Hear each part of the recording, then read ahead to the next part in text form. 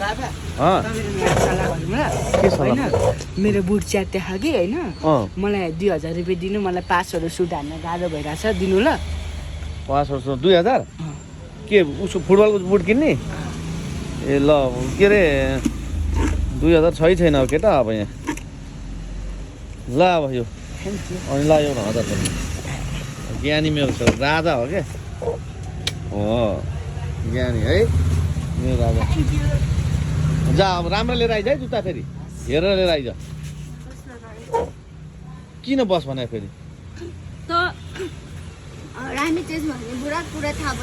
कसरी हरामी छेस फेरि मैले जुत्ता किन्न दिएको बिचरा फुटबल खेल्ने जुत्ता भनन् च्यातिया छ बाबा भने उसले बाबा थिनस् मेरो मैले तँलाई जिमको जुत्ता किन्दैन बुढा भनेको थिएँ अनि तँलाई मैले सिलाइमा लिएर जा 100 रुपियाँ दिन्छु भनेको थिएँ त त्यसले पनि त सिलाएर लाउन सक्दो त्यसको जुत्ता के अनि यो त छोरो हो नि त कस्तो कुरा गर्छस् हो छोरो हो क्या यो मैले त 60 ठाउँ सिलाएर लाउनु भने मेरो त इज्जत छैन यसको त इज्जत हो होइन यसको त इज्जत छ नि त साथीभाइ छन् उहाँ सबै स्कुलका फ्रेन्डहरू छन्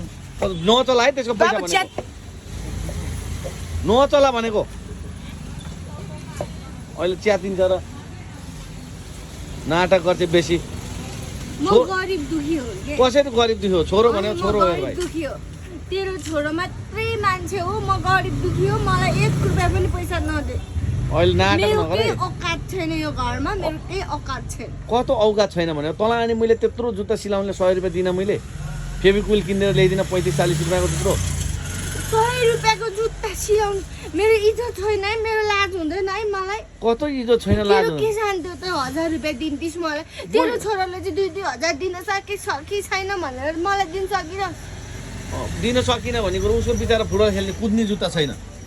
अनि म जिममा चाहिँ के अनि त्यहाँ रगडेर हिँड्नु म चाहिँ हिँड्नु पर्दैन अब हिँड जहरी यो हाँसेको हेरेले मेरो मजाक उडाएको होइन हो उसलाई बिचारा जुत्ता किन्ने पैसा दिएको मम्मीले यसो भनेर डा गरी भनेर त्यस्तो गरेको नि त डाडे छेस् क्या त अलिकति अनि त खत्तम भइसकिस् के बुढा त सरिसकिस् त कुइसकिस् म त सरिहाल्छु कुइन्छु म तँलाई पैसा दिएको भए राम्रो हुन्थ्यो होला ला बुढी भनेर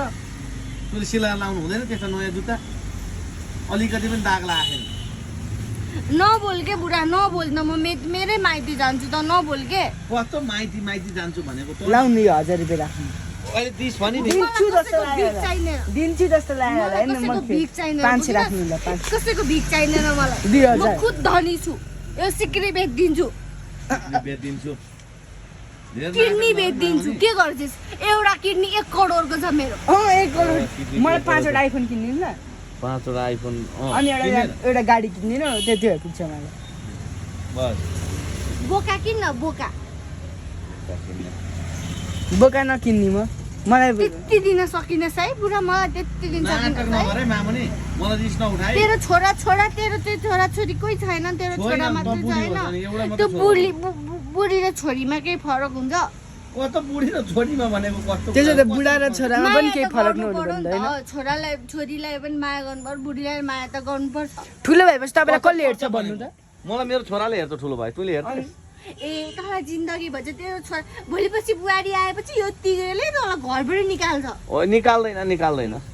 ज्ञानी छ मेरो छोरो नाटक त्यही भए यति बाबाले मलाई जुत्ता किन्ने पैसाको दिनुभएको तपाईलाई दिनुभएको कति रोइनै गरे कि मामुनी कति रोइनै गरे हो म पैसा माथि माग्नु नै बस ओइ कहाँ हिँडेको ओइ ल 500 दिन्छु के 500 आधा हेर पैसा भनेपछि फर्के कि 500 ले चाहिँ आउँदैन है 1000 चाहिँ दिनु 1000 भोलि पछि दिन्छु म कमाएर ल्याएर दिन्छु फेरि ल हेर ल जान्छन् जा बाक ल दिन्न अब केही दिन्न त केही नदिने छोरो ल अब हामी म जुत्ता किन्न आउँछु ल जुत्ता किन्न आइदिएको